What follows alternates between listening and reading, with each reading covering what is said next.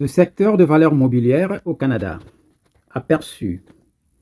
Le secteur de valeurs mobilières au Canada est un secteur réglementé. D'accord?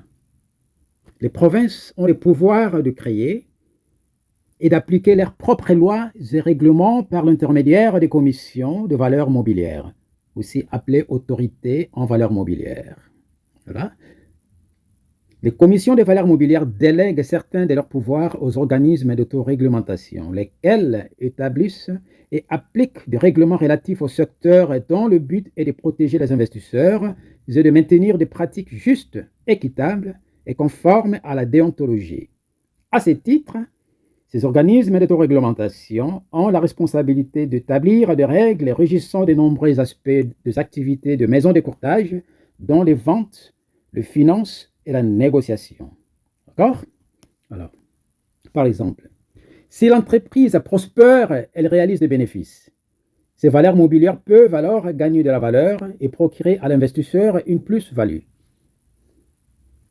Les organismes d'autoréglementation.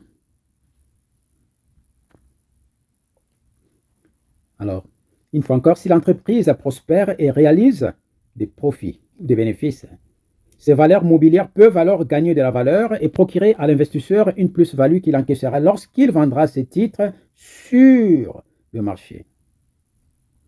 Mais les bénéfices ne sont pas entièrement versés aux investisseurs. Ils peuvent être réinvestis en partie dans la société et stimuler ainsi davantage son développement.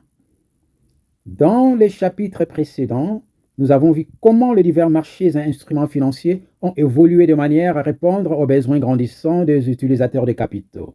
Dans ces chapitres-ci, nous nous intéresserons au rôle des investisseurs financiers, le dernier maillon de la chaîne de transfert de capitaux. Souvenez-vous, ces intermédiaires jouent un rôle important car ils ont établi des méthodes fiables et efficaces pour transférer les fonds de prêteurs aux emprunteurs. D'accord? Et maintenant, quels sont les rôles jouent les intermédiaires financiers? Ou quel rôle jouent les intermédiaires financiers? Les intermédiaires sont une composante principale du système financier. D'accord? Les termes intermédiaires désignent les nombreux organismes et établissements qui facilitent la négociation ou la circulation des instruments de financement permettant le passage de capitaux de main des fournisseurs à celle des utilisateurs. Nous étudierons quelques intermédiaires comme les banques et les sociétés de fiducie qui recueillent le capital approprié par les fournisseurs sous forme de dépôts d'épargne ou de certificats de placement garantis et le transfert aux utilisateurs sous forme d'hypothèques, de prêts à l'achat d'automobiles ou d'autres instruments de crédit.